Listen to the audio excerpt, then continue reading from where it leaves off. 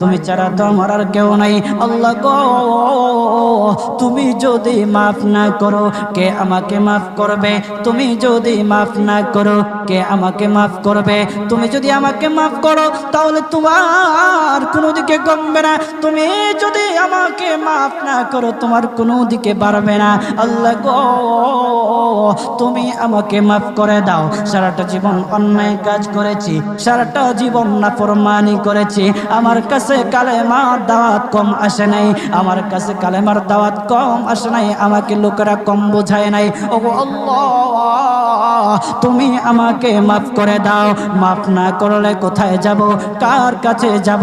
বাবা যখন মারে তখন মার কাছে আশ্রয় নেওয়া যায়, মা যখন প্রহার করে তখন বাবার কাছে আশ্রয় নেওয়া যায়, বাবা মা যখন প্রহার করে তখন দুনিয়ার কারো না কারো কাছে আশ্রয় নেওয়া যায়। ওগো